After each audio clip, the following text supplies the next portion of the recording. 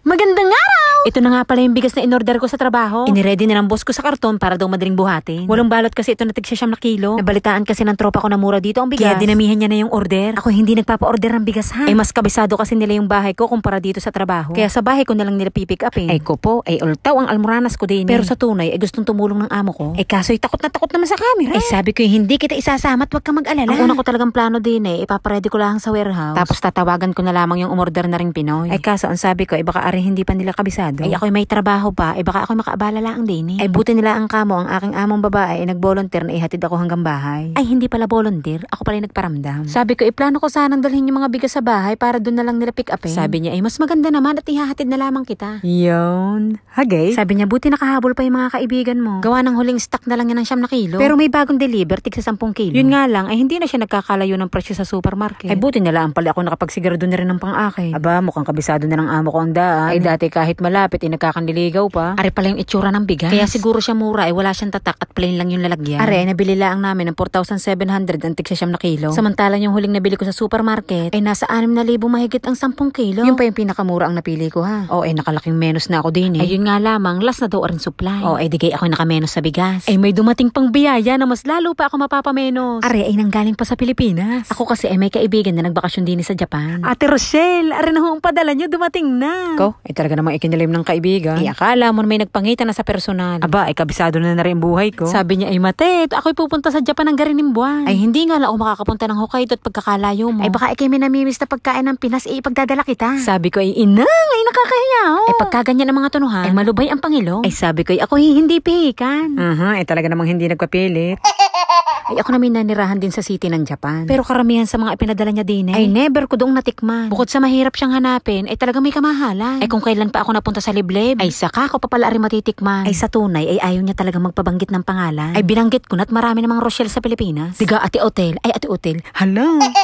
Inang pati palayaw, nabanggit ko pa. O di na tayo sa unboxing. Ari yung mga pinadala niya. Ay di tinatanong niya kung ano yung mga namimiss kong pagkain. O di sinabi ko ay sitchirya, hopya, pulburon, pansit canton, magic sarap, boy bawang, reno. Sabi ko pa ay gata, Eden cheese, cheese whiz, beans, pastillas, hot cake mix. Hindi pa pala pihikan ito. Hindi. Ikaw, tigas ng tanggi Hindi ko ini-request ha. Ay, so naman ako nahugot ng kapal na mukha no. Aba, baka naman ako ikahiya ng pamilya ko. Ay, arila ang talagang si Ate Rochelle ay natumbok ang mga cravings ko. Ay, ni sa hinagap ay hindi ko akala ay makakatikim ako na rin pastillas. Ay, ari natitikman ko lamang pag nasakay ng bus sa atin. Ay, hindi ko pa ma-appreciate gawa ng masama ang pakalasa ko pag nabiyahe. Ay, ano ka ngayon? Ligayang tunay.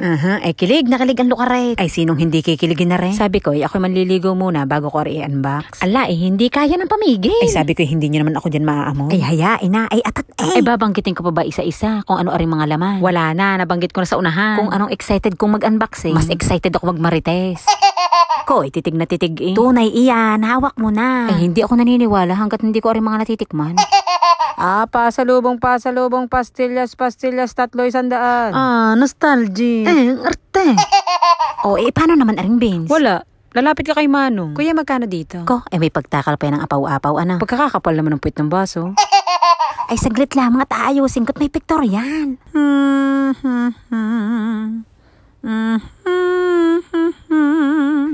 Ay, nakakapahimig naman, Ari. Ari na, ang hopyang inaasam. Ngayon, alam nyo na kung bakit bawas yung hopya ko sa reels. Ay, hindi na napigilan. Nga tabagan. Inay, ay ako may hopya. Ay, kaya naman pala hindi nyo ako napadalhan ng hopya. Ay, may iba palang magpapadala. Ko, pagkakarami ko ng gata.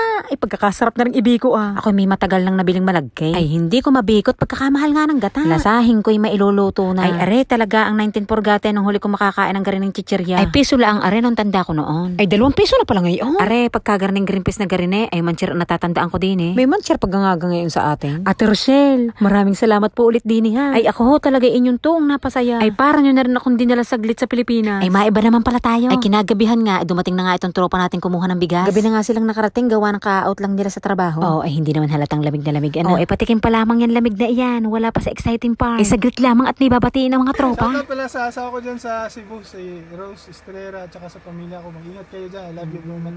At saka sa anak ko pala si Altieros, si Aldwin Rhodes, tsaka si Cheryl, I love you. Ay, shoutout din sa asawa ko. May asawa ka pala? Sabi mo sa akin kanina wala ka asawa. Meron. Maria. Nag-iisang asawa ko. I love you. At saka anak ko. Makakalimutan pa, anak. Si Cloppy. Ay, Juan! Shout out sa asawa ko. Ipalabas mo to. Para maging masaya sa ako. Ko, ipalabas ko daw ito. Lakas mo ka kay MJS nun, no? Ay siya, dyan na kayo.